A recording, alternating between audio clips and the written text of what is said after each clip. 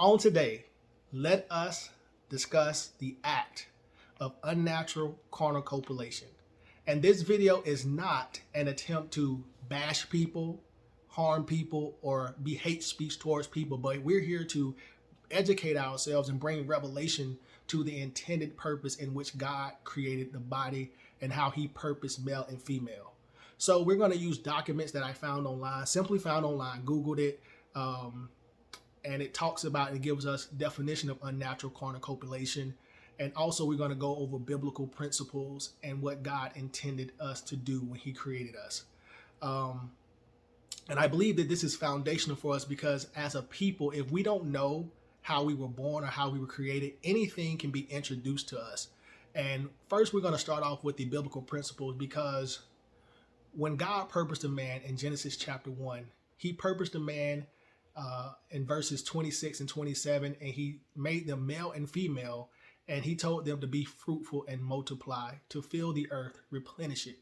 So he created us with the intentions that he wanted us to go out and multiply in the earth realm. That means to come together for the male and female and make more offspring.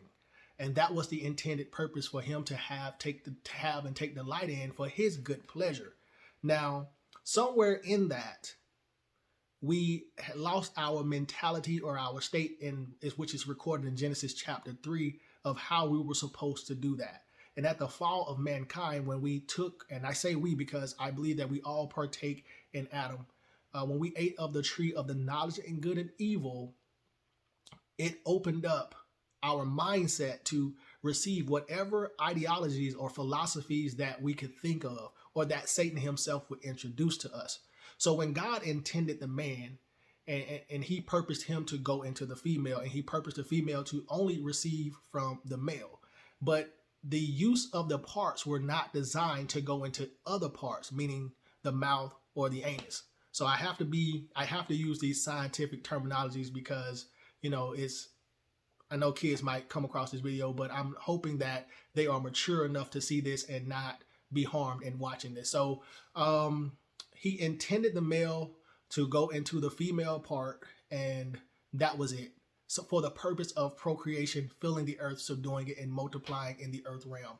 However, when Satan introduced other principles to us, his overall intentions is to get us to destroy ourselves and go against God's intended purpose. So how does man define unnatural carnal copulation?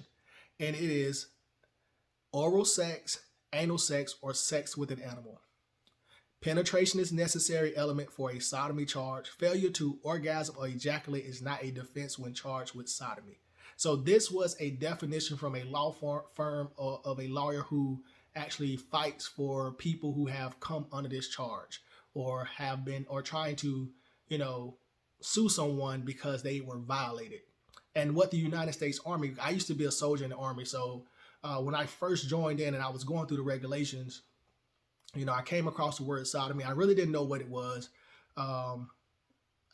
Growing up, we weren't taught all these things back when I was growing up. So I didn't know what it was. And then when I came into an understanding of what it was, I'm like, it is a sin or it is a crime in the Army to do that. It's illegal to do that. So yes, sodomy in the Army, when I was in, it was illegal to do that act. However, you would have to be caught with, physical evidence. So if people were doing it, hey, they were probably never caught. And so how the United States Army stated it was that any person subject to this chapter engages in unnatural carnal copulation with another person of the same or opposite sex with animal is guilty of sodomy. Penetration, however, is sufficient to complete the offense. Any person found guilty of sodomy shall be punished as a court-martial may direct. That the accused engaged in unnatural carnal copulation with a certain person or with an animal, that the act was done with a child under the age of 12, that the act done with a child who had attained the age of 12 but was under the age of 16, that the act was done by force and without the consent of the other person. It is unnatural carnal copulation for a person to take into that person's mouth or anus the sexual organ of another person or of an animal, or to place the person's sexual organ in the mouth or anus of another person or of an animal, or to have carnal copulation in any opening of the body except the sexual parts with other person, or to have carnal copulation with an animal. So as we as a society had came into an understanding that the natural uses of the body was for a male to take his part and insert it into the female's part in order for the purpose of it being natural to reproduce offspring. And in science, we know that the only way that people can reproduce offspring is having a male and a female, and they can come together. You cannot produce an offspring if one person comes inside of a person's mouth. And I don't mean like come up, like go into a person's mouth with their parts. You cannot make a child that way.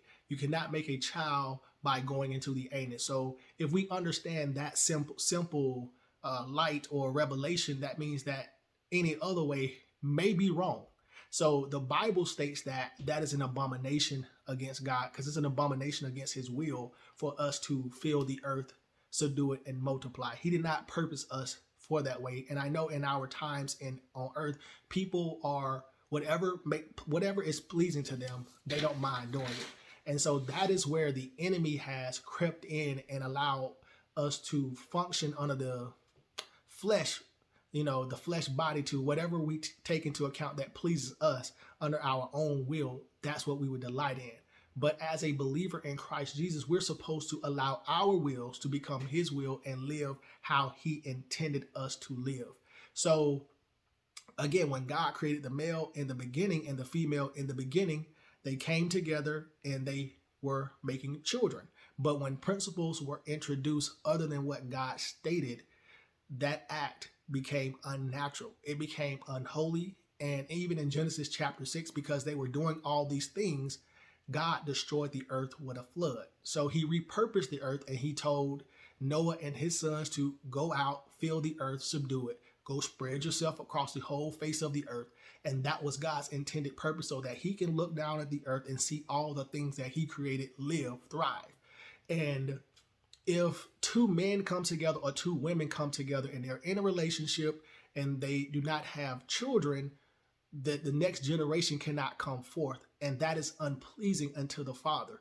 So the act of unnatural copulation, carnal copulation, does not benefit us as a people or as a unity or a body of believers. So when people are engaging in that act, it's not going to be productive. It's actually regressing. It's causing us to die or depopulate. And so we as a people must understand that the intended use of the sexual organs or the body parts were for a male and a female to come together and simply to make a child. Everything else is just for us to take pleasure in based on the fallen nature and whatever we deem pleasurable. Now, people have come into this earth and said, well, I believe I was born a certain way, so I want to do it that way. And that is when a person engages in their own will instead of seeking out the will of the one who created them. Now, for people to even acknowledge what it is, they first must believe in God. So this is why I am not here to bash anyone or degrade anyone. But once you come into the revelation that you want to believe in God, you must seek out his kingdom and his principles to understand how he purposed everybody and what is sinful towards him and how we should live our lives out to be pleasing unto him for those who desire to delight themselves in him and actually want to live a fruitful life in his kingdom. Because this is how his kingdom functions. He wants us to allow him to lead and him be the ruler of us as, he intended. And he tells us that his ways are higher than our ways and his thoughts are higher than our thoughts. And he did not come to destroy us. He came to give us life and life abundantly. So if we're going to have this abundant life, the existence of what he created us to be, then we have to do everything right the way he intended it, or otherwise we would self-destruct. And I know that when people want to discuss, like, why did he put the tree there? He gave consequences of this tree. And, it says, for in the day that thou eatest of this tree, thou shalt surely die. And I know that it provides a lot of conversation. Why did man die, or why did they die immediately? But what God was trying to get them to see is the day that you eat of this tree, the day that you eat of the tree of knowledge and good and evil, that so many experimental thoughts and different things will come into your mind that you will begin to do things in this life that will cause destruction outside of the way that I purposed it. And so God has allowed us to live in this realm to continue on just so that we will know and come into an understanding of what his ways are, and that he is right, his ways are just, his ways are truth, and that he is faithful. And if we come into that revelation and say, well, what he does actually works, it benefits us, it causes us to live. If two people come together of the same part that God did not create them to, it will cause them to be destroyed. They cannot produce offspring. So we can already conclude that what is natural, and we've seen this in nature, that when a male and a female come together, they make an offspring.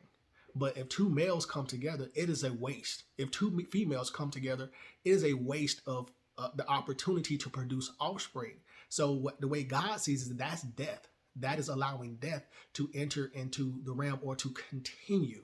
And I know the enemy, Satan, does not want people to believe in that revelation because he wants to make it about us bashing each other or arguing with each other, but we're just trying to enlighten each other to tell us this is simply how God purposed us. Now, you may have desires and you may have pleasures, or you may have taken into pleasure, but it's because you have been given into thoughts that Satan introduced, and you have to, in order to overcome them, you must first believe in Christ Jesus, be born again, and then receive of his testimony, receive of his witness, so that he can show you and give you the understanding on how to overcome desires that are not of him, that were not given by him. So the revelation of unnatural carnal copulation can be deeper because, it's deeper than just having fleshly desires. It is a mindset.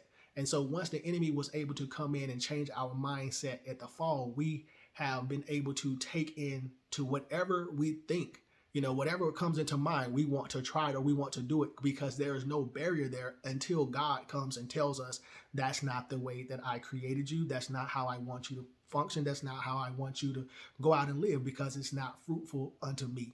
And so I hope this video can help us come into a simple understanding on what's natural, what's unnatural, and how we should do things if we want to live a life pleasing unto God. But again, this video is not to bash people, but to give us a simple understanding on God's light and how he wanted us to live when he created us. I love you.